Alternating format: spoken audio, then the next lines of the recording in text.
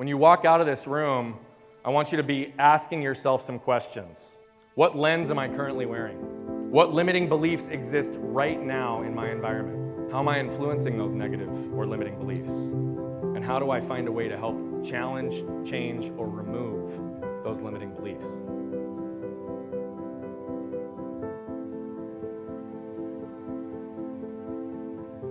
I think to truly reach the highest levels of success, regardless of natural ability, regardless of mental toughness, regardless of motivation, effort, luck, you have to be truly self-aware. We have to understand and believe and be self-aware with what's actually going through our body and recognize that the emotional aspects and the way that we're conditioned in our lives often is what leads us unintentionally.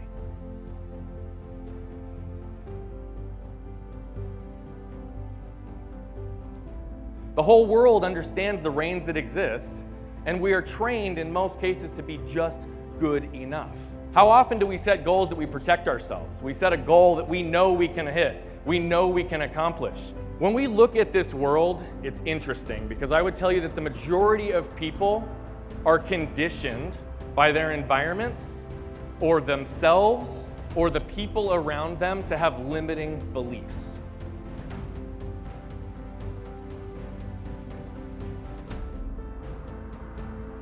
Each one of you has the ability to be the believer, the inspiration, the motivator, the one to provide perspective. So any one of you in this room could say, hey Brian, who are you? And I can answer that question one of two ways. I can answer that question based on who I am today and the things I've already accomplished, or I can answer that question based on who I want to become and the things I want to accomplish. Both are equally powerful. We can state things to ourselves that we know are not true, and it drives our thought process, our energy, our emotion, our actions till the point where it becomes reality. But because he made that commitment, because he focused on the process, he was detached from the outcome followed. He was so conditioned in that moment, and if that doesn't demonstrate to you the power of the mind, it's ridiculous. We have to recognize the lessons that we can learn from the things that happen to us in our life. We have to be aware of what those are, and then we have to be intentional with those lessons to be able to apply them in a way that's most meaningful. What I learned is to not get stuck by why this had happened to me, but get moved by what I could do with it. You're empowered to be more aware, more intentional, and more authentic. You get to become who you already are.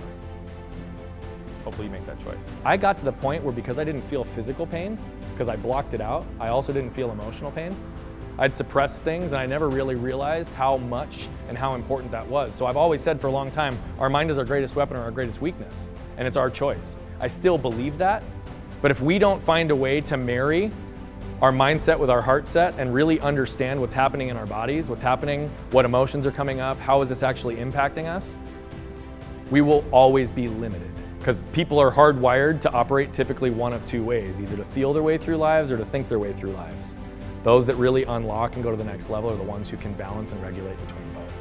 If we're aware and intentional in everything we do in life, we will be unstoppable.